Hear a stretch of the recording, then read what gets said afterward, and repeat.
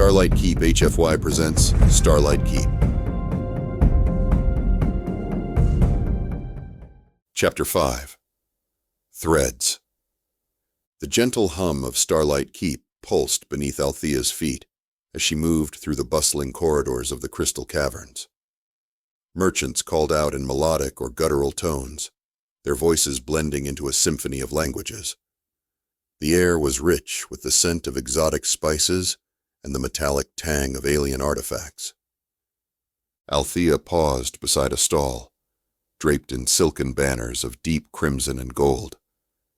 Intricate jewelry glittered under the soft glow of luminescent orbs, bracelets woven from stardust threads, necklaces adorned with shimmering gems that seemed to hold miniature galaxies within. "Ah, Lady Windrider," the merchant greeted, his 4 eyes blinking asynchronously. His translucent skin revealed the flow of iridescent fluids beneath, a trait of the Korathi species. "Something catch your eye today?" She offered a graceful nod. "Your wares are as captivating as ever, Kelvar. I'm particularly intrigued by this piece." She gestured to a delicate tiara crafted from intertwining metals, each strand humming with faint energy. Kelvar's mandibles clicked in appreciation. "An excellent choice. Forged from the harmonium metals of my homeworld, it resonates with the wearer's emotions." Her fingers hovered above the tiara, feeling the subtle vibrations. A beautiful concept. As she moved to take a closer look, a sudden commotion drew her attention. Across the way, a crowd had gathered around a makeshift stage where a group of human performers began a spirited display. They leaped and spun, their movements sharp and rhythmic, accompanied by the driving beats of percussion instruments. Althea's lips curved into a soft smile. The Terran flame step, if she recalled correctly, a traditional human dance symbolizing resilience and unity. The performers' faces gleamed with sweat, their eyes alight with fierce joy. Humans and their need for exuberant expression, Kelvar mused, his tone filled with bemusement and admiration. Such vigor. "Indeed," Althea replied, her gaze never leaving the dancers. "They channel their emotions into physical forms. It's invigorating."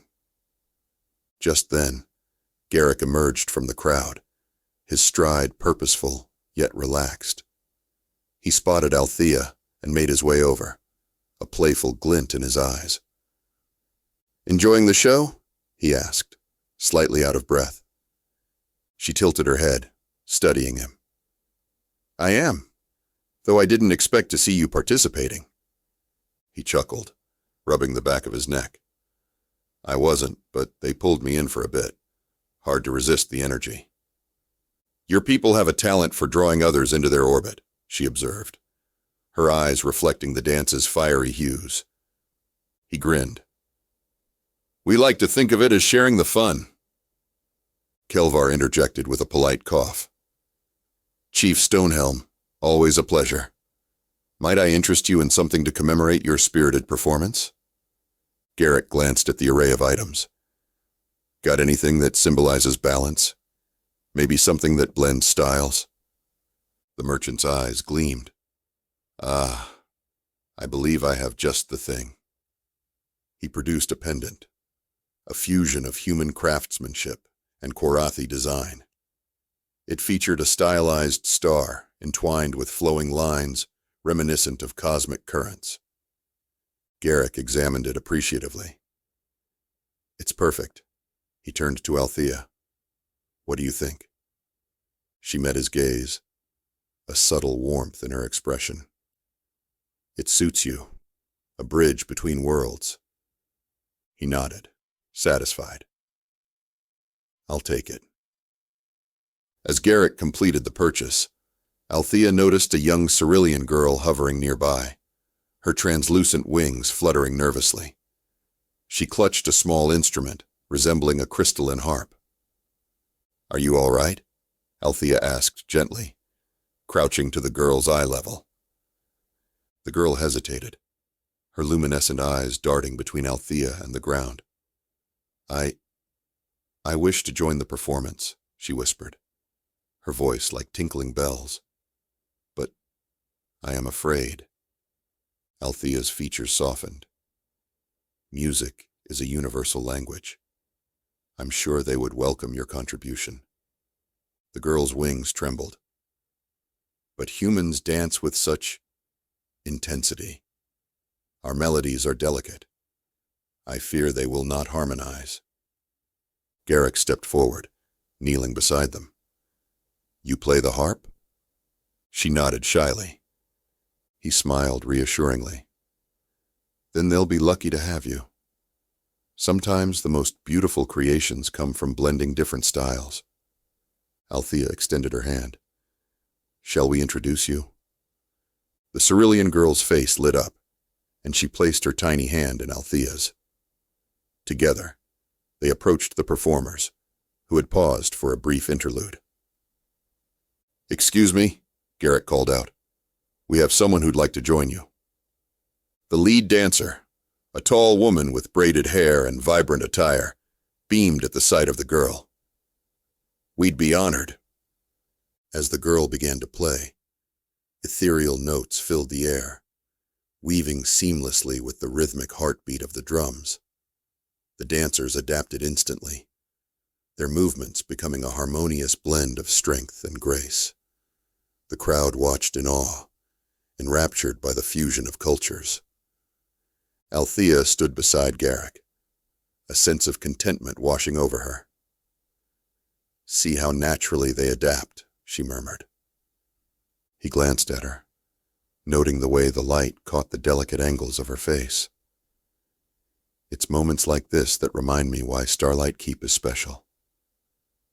She met his gaze, her eyes reflecting the swirling colors of the performance. A place where differences become strengths. He nodded thoughtfully. Exactly. Later, as the crowd dispersed, Althea and Garrick made their way toward the celestial gardens. The air grew cooler, filled with the scent of nocturnal blossoms that unfurled under the simulated starlight. Althea reached out to touch a lunar orchid, its petals shimmering like liquid silver. These were brought from my homeworld, she said softly. They only bloom under the light of twin moons. Garrick watched her, noting the wistful tone in her voice. Do you miss it? At times, she admitted. But there's a beauty in exploration, in experiencing the vast domain of the universe. He leaned against a railing, the tension easing from his shoulders. I've always admired that about your people. You find meaning in the subtle currents, where we humans tend to charge ahead, sometimes missing the details. She glanced at him, a hint of teasing in her smile. And yet, your boldness can lead to remarkable discoveries. He chuckled. Maybe we make a good team then. You help me see what I might overlook, and I suppose I add a bit of spontaneity. Her laughter was like a soft melody. A fair assessment. They walked in companionable silence until they reached a clearing where a solitary tree stood, a star willow, its branches adorned with tiny lights that flickered like fireflies. Althea paused, her gaze drifting upward. In my culture, we believe the star willow connects the physical and the ethereal realms. It's said that if you share a wish beneath its boughs, the universe may grant it. Garrick raised an eyebrow, a playful challenge in his eyes. Care to make a wish? She considered him for a moment, the corners of her mouth lifting ever so slightly. Perhaps I already have. He felt a subtle warmth rise in his cheeks, an unfamiliar sensation that both intrigued and unsettled him. Clearing his throat, he gestured to the tree. Mind if I give it a try? By all means, she encouraged. He closed his eyes briefly, the soft rustle of the star willow's leaves whispering around them. When he opened them, he found Althea watching him intently. "Feel any different?" she asked. He shrugged lightly. "Hard to say. Maybe the universe is still processing my request." She smiled, a quiet understanding passing between them. As they exited the gardens, they encountered Thorin Ironstar overseeing a group of engineers repairing a nearby conduit. His burly frame and ever-present scowl were unmistakable. "Trouble, Thorin?" Garrick inquired. The engineer grunted, wiping grease from his hands. "Just the usual hiccups.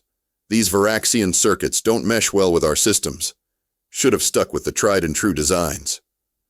Althea tilted her head. "The Varaxian technology is more efficient in energy conservation. Perhaps a hybrid approach would yield better results." Thorin huffed, his eyes narrowing. Mixing tech is a surefire way to get unintended consequences. Garrick clapped a hand on Thorin's shoulder. "Come on, old friend. Isn't innovation part of progress?" Thorin muttered under his breath, but relented. "Fine. We'll give it a shot. But if this station blows up, I'm holding you both responsible." Althea's eyes danced with amusement. "Noted." As they walked away, Garrick shook his head fondly. He means well. Change just isn't his favorite thing. "An understandable sentiment," Althea replied. "Many of my own people are hesitant to embrace new ideas, fearing it dilutes tradition." "Do you feel that way?" he asked. She considered his question. "I believe that tradition provides a foundation, but growth comes from openness to new experiences." He smiled appreciatively. Spoken like someone who's seen more of the universe than most. She gave a modest shrug. "There's still so much more to discover." He gestured around them. "Well, you've got the perfect place for it. Starlight Keep is a crossroads of cultures." "Indeed," she agreed. "Each spacefaring folk brings a piece of their world, a thread in the larger tapestry." He chuckled. "And sometimes those threads get tangled." She laughed softly. "That's where understanding comes in, to weave them into harmony." They arrived at a viewport overlooking the docking bays. Ships of all shapes and sizes drifted in and out, their hulls reflecting the station's lights. "Look at that," Garrick said, a hint of awe in his voice. "So many paths crossing here." Althea observed the scene, her expression thoughtful. "It's like a living organism, each vessel a cell contributing to the whole."